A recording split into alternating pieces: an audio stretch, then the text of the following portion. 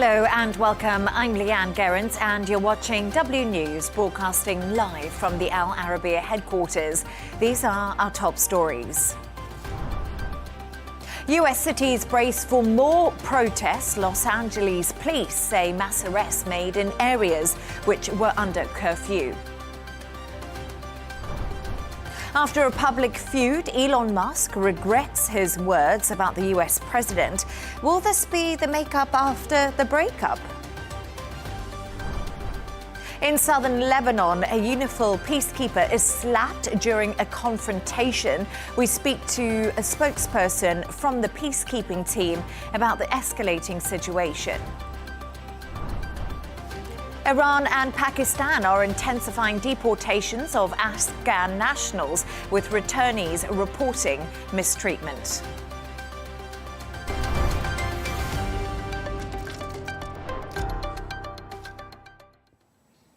Mass arrests are continuing as anti-immigration raids hit LA for a fifth day. An overnight curfew is now in place in the downtown area. Meanwhile, Donald Trump's feud with California Governor Gavin Newsom is intensifying after a war of words. This is what the US president had to say. Within the span of a few decades, Los Angeles has gone from being one of the cleanest, safest, and most beautiful cities on earth to being a trash heap with entire neighborhoods under the control of transnational gangs and criminal networks. Horrible what's happened so quickly. Very simply, we will liberate Los Angeles and make it free, clean, and safe again. It's happening very quickly. We can now go live to LA to speak to our correspondent, Toni Waterman. Toni, thank you for joining us. Yesterday, 197 arrests were made by the force. The curfew is now being lifted for today. Is LA and other cities expecting further unrest?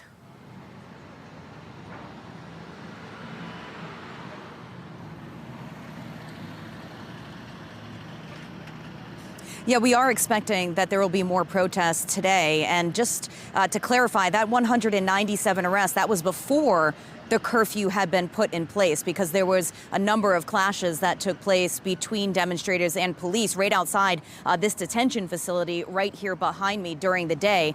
And once that curfew was put in place at 8 p.m. local time, more arrests were made. Police saying mass arrests once that curfew came into effect. But this morning, things are very quiet here. There are no demonstrators down here. And really, it's just a bunch of journalists that are outside this detention center at the moment. That curfew, according to the mayor, was supposed to stop vandalism and looting, which we had seen in the previous nights. And according to her, it seems to have worked. She told MSNBC this morning that there was no vandalism or looting overnight, and that the majority of those arrests were for unlawful assembly because people had broken that curfew, not because of any sort of violence. The protests and the demonstrations and those clashes that you have seen with police have really been concentrated in a very small area. Just to put this into context, the curfew is a 2.5 square kilometer area. The city of Los Angeles is over 800 square kilometers. So we're talking about a very small slice of LA for these protests. And this is why the authorities here are saying that local law enforcement have this situation under control and that this military buildup in the city is unnecessary. And Toni, if we just speak a little bit more about the curfew, as you said, it covers a 1 square mile section of downtown LA. It's very small. Has the mayor, Karen Bass, actually done enough, do you think, to get LA back under control? And is that the feeling on the ground there now?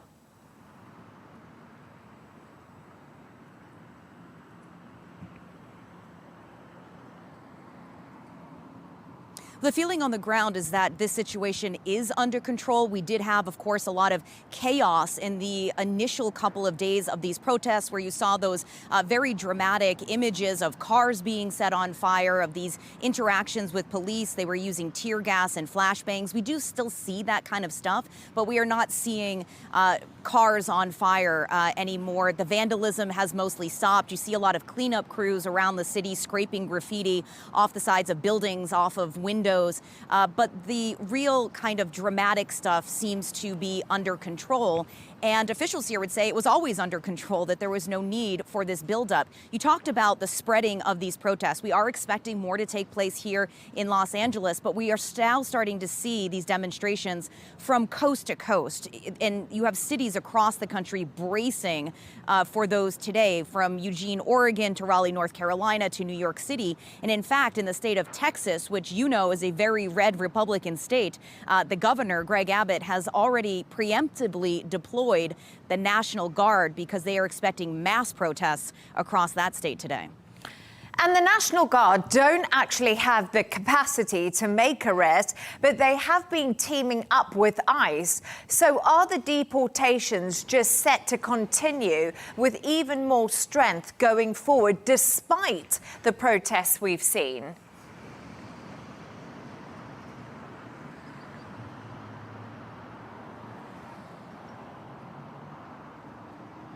That's what the president is promising. And ICE on their Twitter page yesterday, their X page yesterday, was actually posting photos of these raids taking place, these arrests taking place in Los Angeles, even as people were out here on the streets clashing with police officers. And we are now seeing that these National Guard troops are acting as sort of reinforcement and protection during these ICE raids. The role of these National Guard troops and the Marines, when they do in fact land in the city, they are outside the city right now receiving training, but their job is going to be, at this point, very limited to protecting federal buildings, federal property, federal personnel. They are not allowed to make arrests, to detain protesters, to search protesters. That is left up to local law enforcement. If the president were to invoke the Insurrection Act of 1807, he could then give them the power to perform law enforcement duties. And there's a lot of controversy around this. The Insurrection Act is rarely invoked, and it's usually done with the approval or the request of local officials. That is not the case here in California. And also, you know, these troops are trained to fight America's enemies abroad. They are not trained to be police officers. They are not trained for crowd control or understanding what sort of rights the individuals on the ground here actually have. So there's a concern that if they start making arrests, which again is not happening right now, that it could lead to a lot of confusion and a very bad situation. And we have seen Donald Trump and Gavin Newsom come to blows over the riots, over the protests, over the National Guard. Is this a case of federal versus state, and could it possibly escalate?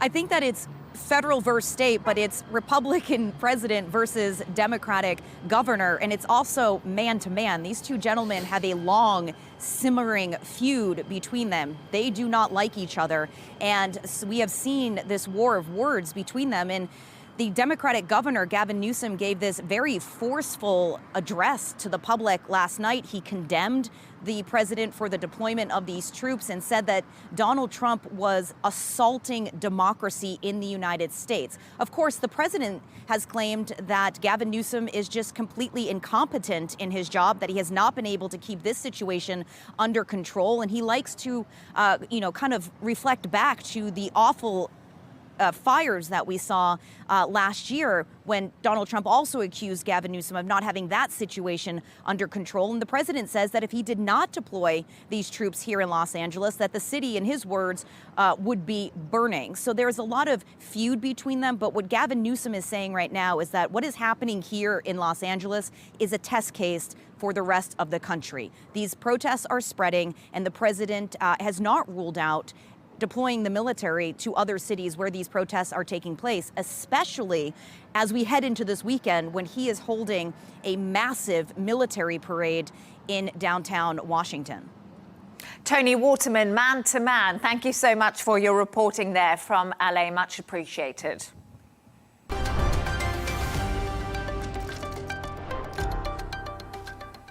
Now, the billionaire Elon Musk says he regrets some of his recent posts about President Donald Trump, admitting they went too far. The fallout began after Musk called Trump's tax bill a disgusting abomination.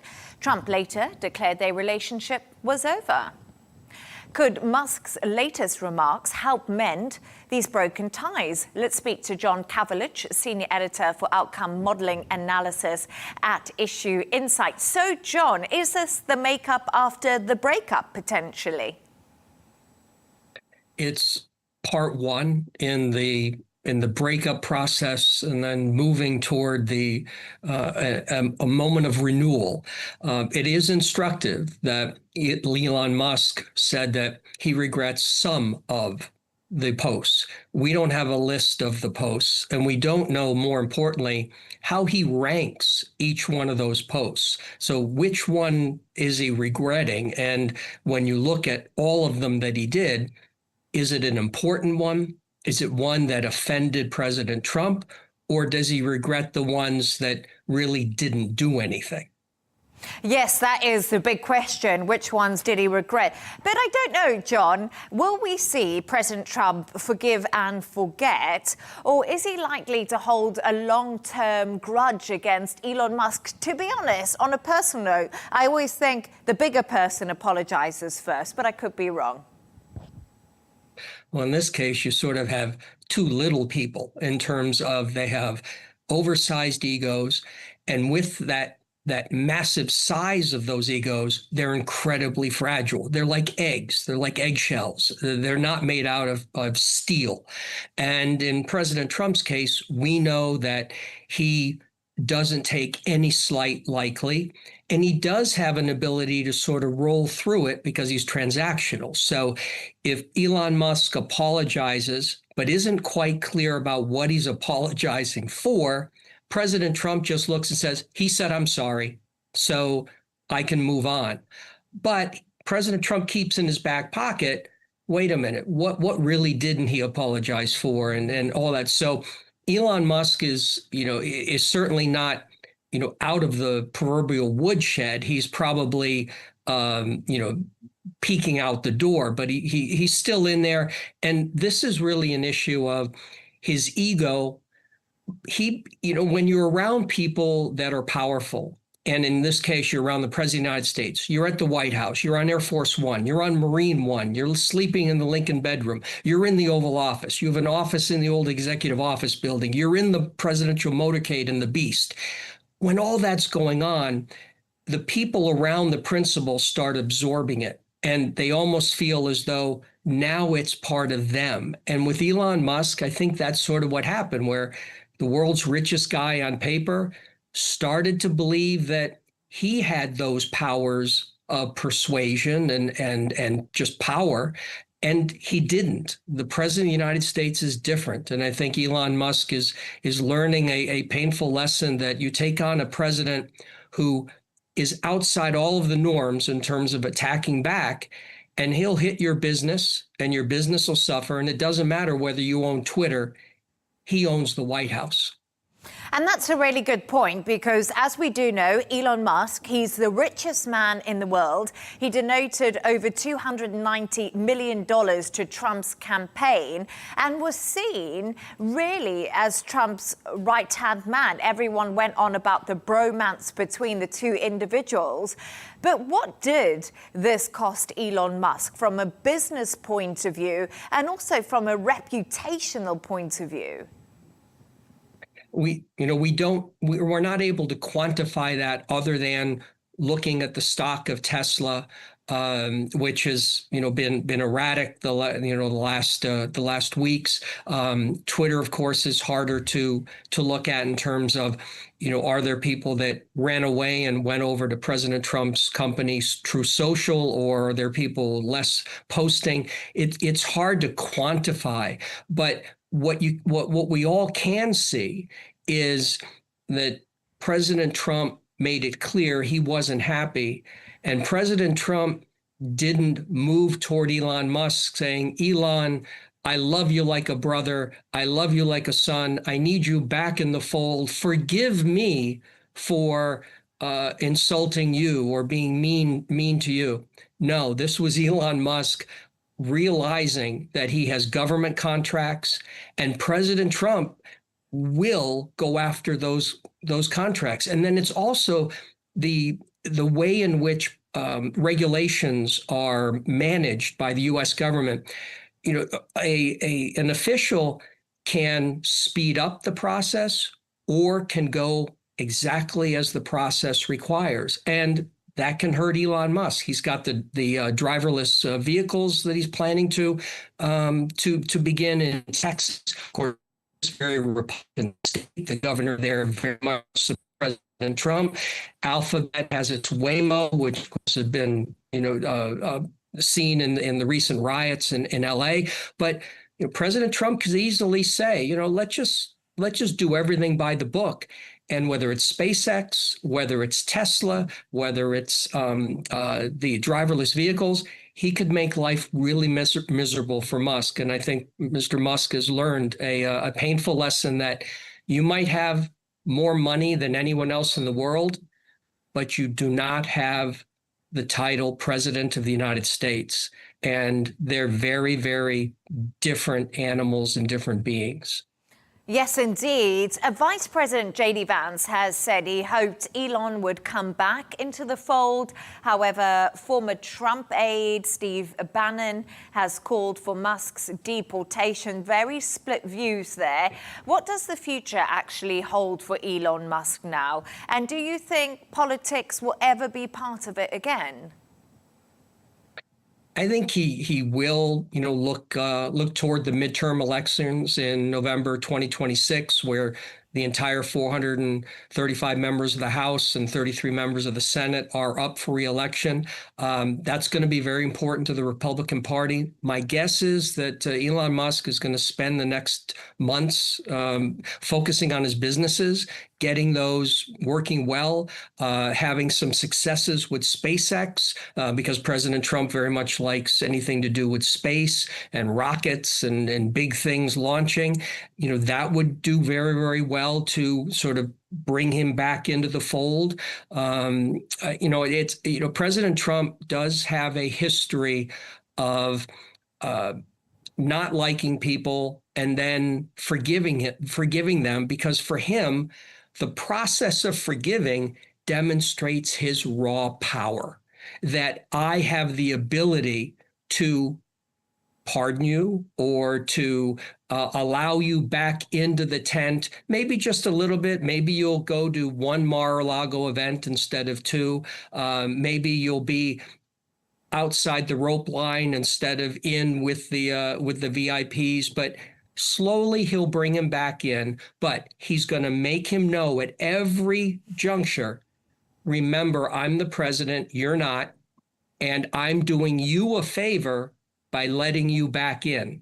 So I think Mr. Musk is going to be juggling for a while. And at some point, someone is going to say to him on the record, media, et cetera, you said you regretted some of those posts. Which ones did you regret? And please rank them in order of importance. John Kavulich, that's my next question if I ever get to interview Elon Musk. Thank you so much for that, senior editor for outcome modeling there, John Kavulich. Much appreciated. Thank you. Thank you.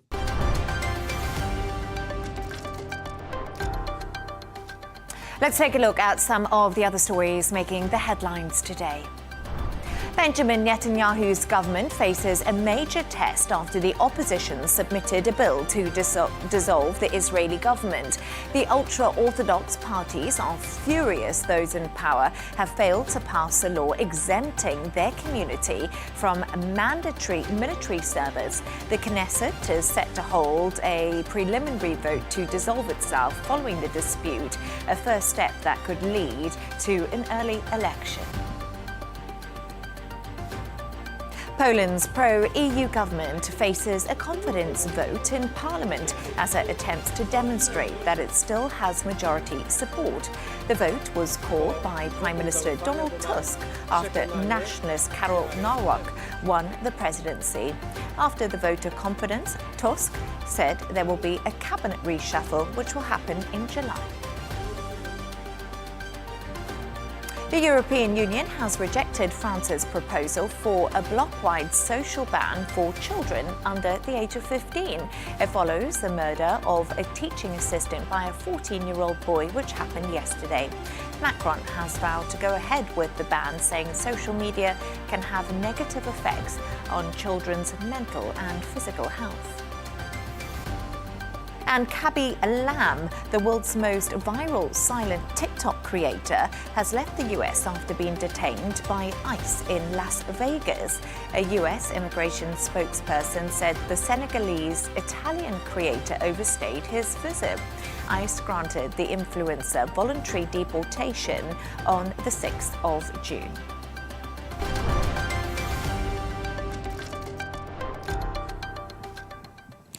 Now, in southern Lebanon, a video has surfaced on social media showing a UNIFIL peacekeeper being slapped during a heated argument with a local resident.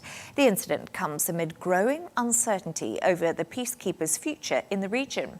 The US and Israel are pushing to end its mandate and approach what is opposed by France. Let's have a look.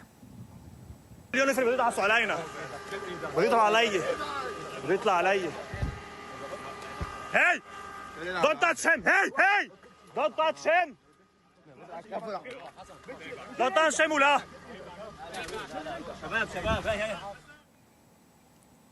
For more on this, I'm joined by UNIFIL spokesperson Andrea Tenenti. Thank you, Andrea. Pretty shocking footage that we've seen there in that post. Can you tell us more about the incident and who was actually involved? Yes, yesterday one of our patrol was conducting a regular activity in southern Lebanon and done in coordination and planned with the Lebanese army were stopped and aggressively by a group of civilians. As you mentioned, one peacekeeper was slapped. Lebanese army intervened, and the situation went back to it returned to calm. So basically, the peacekeepers were able to conduct their activity. This, of course, is unacceptable. It's a violation of Resolution 1701, and peacekeepers are allowed and are authorized to conduct activities independently. I would like to add that this is not the first time that has happened, incidents like this, but also on the positive side, we are conducting hundreds of activities on a daily basis in southern Lebanon, and these kind of incidents luckily they are not the norm, and there are sporadic incidents. The vast majorities of the interaction and activities are conducted without problems. Who did it, of course, it's not known, but there are groups of people, I don't know if it could be Hezbollah sympathizers, but at the same time, after this incident, we got a lot of support from all the Lebanese authorities, all the different political parties in support of the mission. The reality is that there is some misunderstanding on the role of UNIFIL, if they could work or can work without or with the Lebanese army. And this is one of the main disinformation or misunderstanding that we have been seeing in recent months. And UNIFIL is facing growing challenges on the ground, as you just said to me, in southern Lebanon, but also, really, Andrea, on an international stage. Israel and the US are debating the peacekeepers' future in the area. How concerning is all of this rhetoric for you? As you said, rhetoric and reality are different. Reports where we have seen in these days were mentioning unnamed sources. So basically, they are not factual information. I'm sure there are speculative reports, especially coming up towards mission mandate renewal. And this is one of the main problem right now. Speculations are running wild, but the decision has not been taken. Security Council, we need to meet and decide on the future of UNIFIL. The reality is that there is still a strong support for the international peacekeeping mission in southern Lebanon because we are still providing stability or trying to bring back stability in this region. At the same time, the support to the Lebanese army is of paramount importance, and then we are doing on a daily basis in order to redeploy the Lebanese army in the south. And that's important because we need to have a state authority back in the south of Lebanon. It's important for the Lebanese army to take full control of the south, and for the IDF, for the Israeli Defense Forces positions, to move back to Israel because they're still occupying several posts in southern Lebanon. UNIFIL are unable to actually intervene, and you don't have a mandate to do so. And many argue, despite your presence in the region, Hezbollah has still managed to expand in southern Lebanon. You just explained what differences you are making, but is it actually enough to justify the position? And do you have the strength to push back the IDF?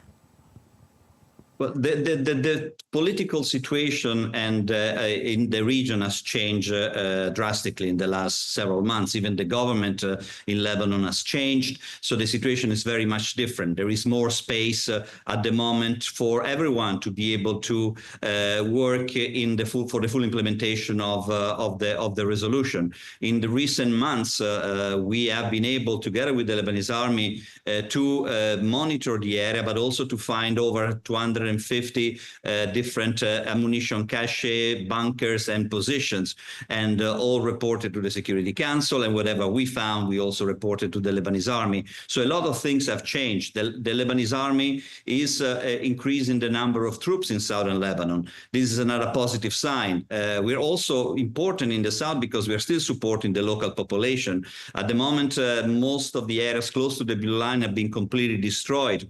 So there is a lot of work that is done in order to clearing roads, also the mining or clearing the area from UXO. So a lot of work is done in these days to assist the parties in the implementation of 1701. As you said, we are not implementing the mission's mandate. It's up to the parties to implement it. We can provide a tool. Peacekeeping mission is a tool for the parties to take advantage of the presence of international peacekeepers on the ground and to move forward toward a real stability, because at the moment we are really monitoring a very fragile stability. International presence and impartial referee in this region is needed much more now than ever.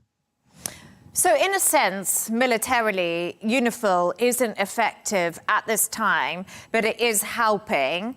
I just want to say, if UNIFIL is no longer in southern Lebanon, what risks does the area face going forward? Because obviously there's lots of tension in the region at the moment. There's Israel, Hamas, there's Hezbollah, of course, a link to Iran. So what is the real concern?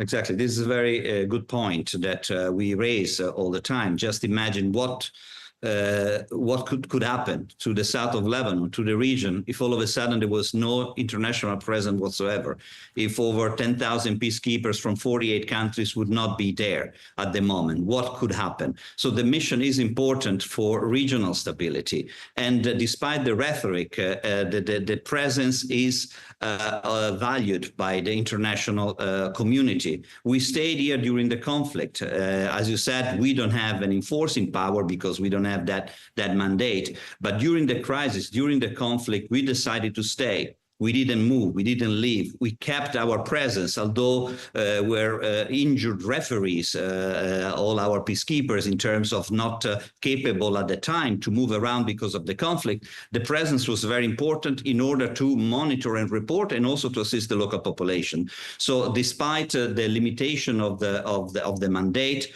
the presence is valid, and now we see with the Security Council, will be up to the 15 members of the Security Council to decide how to move forward with the mission's mandate. It's been fascinating to get your thoughts. I really appreciate you joining me. Andrea Tenenti, UNIFIL spokesperson. Once again, great to have you on the show. Thank you.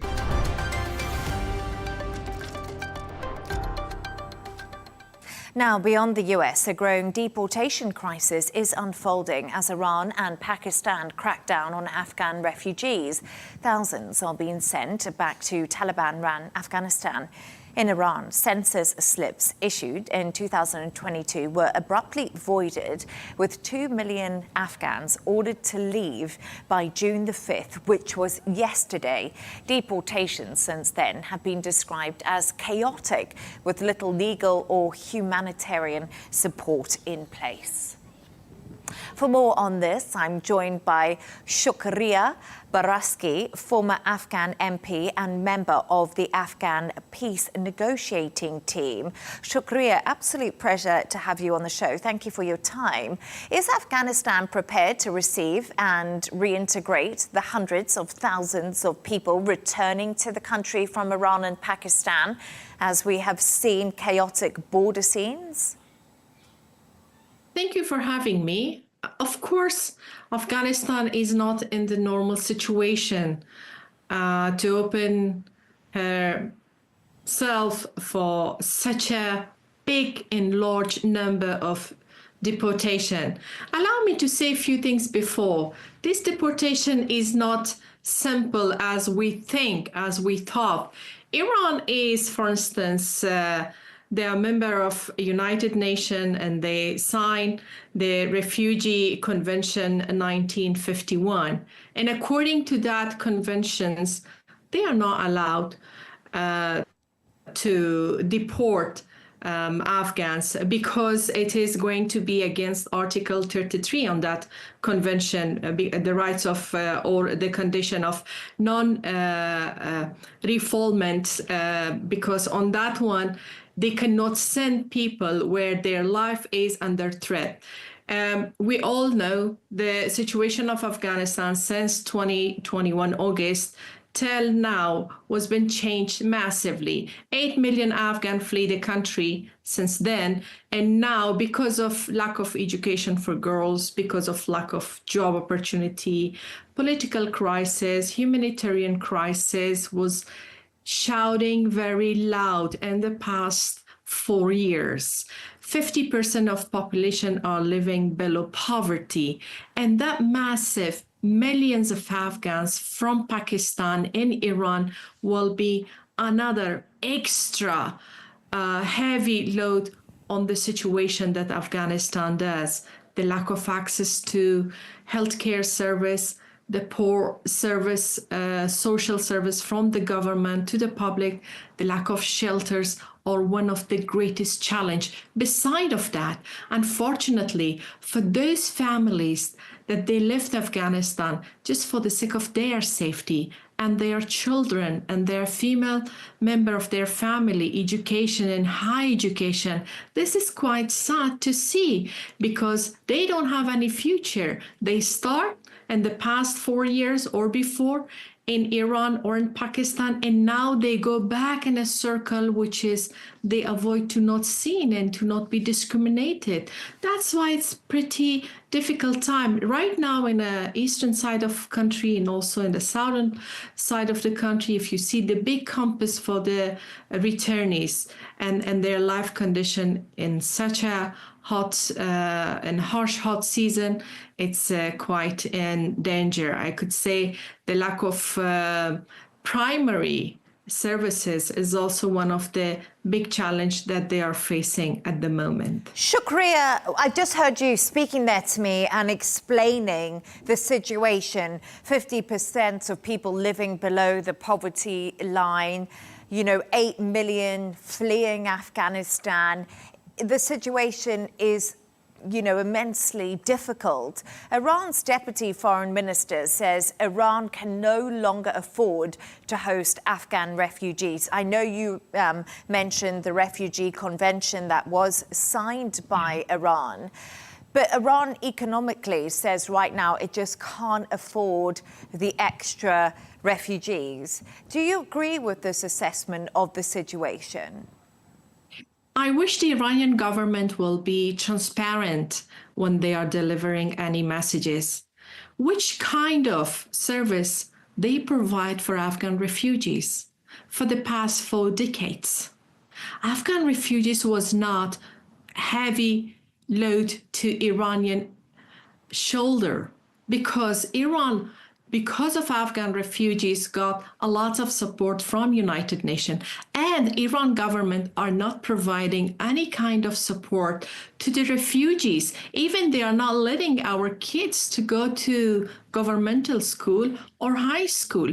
Even, unfortunately, those people that they are working in Iran, the biggest complaint and challenge is right now, the company or the individuals that they are working, they are not paying their money. Even those property that Afghan bought in Iran, they are not able to claim it back. It's not something, when we are talking about refugees, we are thinking according to our mind, okay, they will provide shelter, they will provide, let's say, the basic services to the refugees. It's not the case in Iran and Pakistan. In fact, Afghanistan and Afghans contribute with the Iran and Pakistan economy because they work there or they received money from member of their family outside. And some Afghans are running a great and large businesses in Iran and Pakistan. It's not something that we could say Afghan refugees were been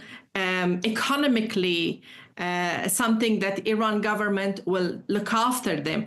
It never was the case, and it never is the case. I think Iranians are busy quite enough to spend their money other part of the world for other purposes. They never spend their money for Afghan refugees. Yes, they spend money to establish Fatimiyun, a militia fighter, to go and fight for Iran in different countries. Yes, they establish and they support their own favorite people in Afghanistan to interfere, including right now they are supporting the Taliban. But it's not the case of refugee at all. It never was and it never is.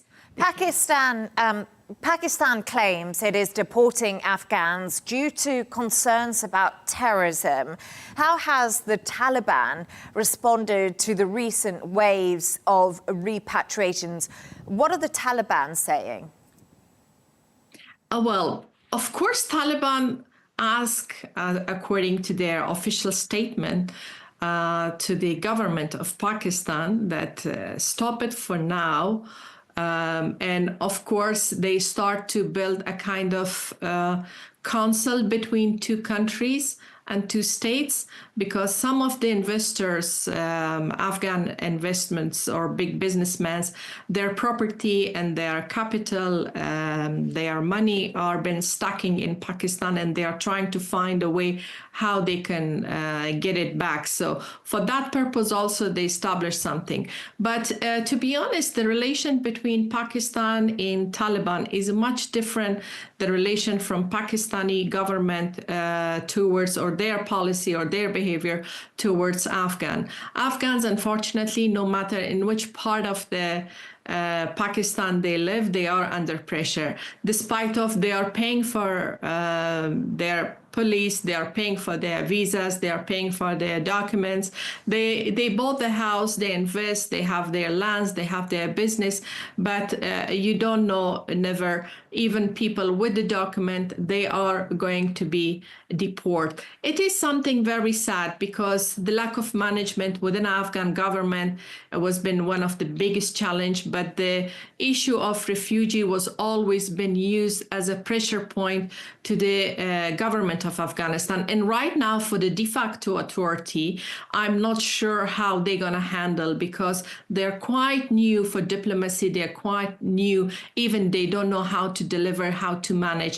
It is, and also the international community, especially OIM and other OCHA and other international organizations, they also trying their best, but lack of funding within the United Nations is also one of the crises that the price will be paid by the refugees, that they are forced to go back to the area which is not safe for them, or they and their family member are not feeling they are under threat, most of them.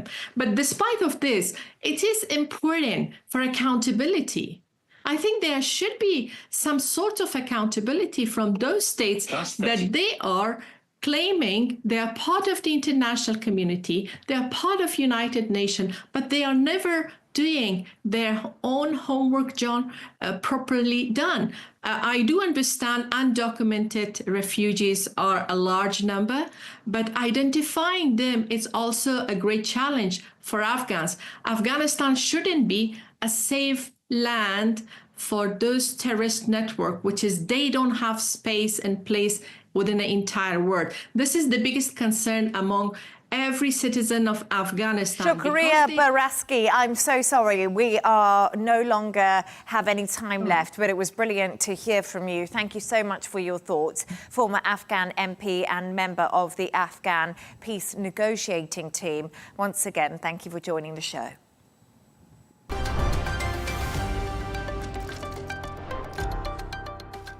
Now, the US and China have agreed to a deal. That's according to the US President Donald Trump. But he's also said in his post on Truce Social that Chinese President Xi Jinping had yet to agree to it.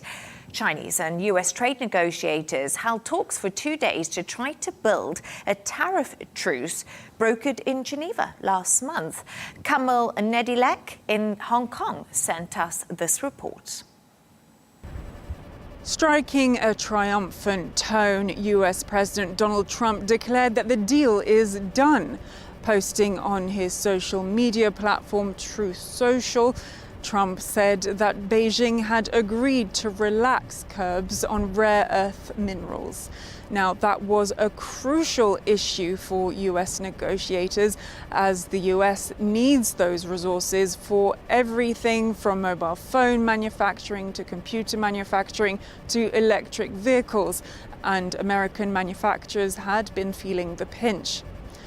Another issue now supposedly resolved is that of Chinese students studying in the US. Now, a couple of weeks ago, Washington had said that Chinese students could have their visas revoked if they had links to the Chinese Communist Party or if they were engaging in critical research. And that was very concerning for the more than 250,000 students that thought they could be impacted by this.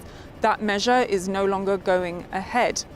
Trump went on to say that he has an excellent relationship with China, quite the contrast to during the negotiations when he said that negotiating with Beijing is difficult. Now, all of this is part of a temporary truce, and what happens after that 90-day trade truce expires on the 10th of August, we don't know yet, and all of the focus at the moment and all of the discussions at the moment have been about resolving and enforcing this temporary truce. Nothing about the long-term ceasefire to the trade war.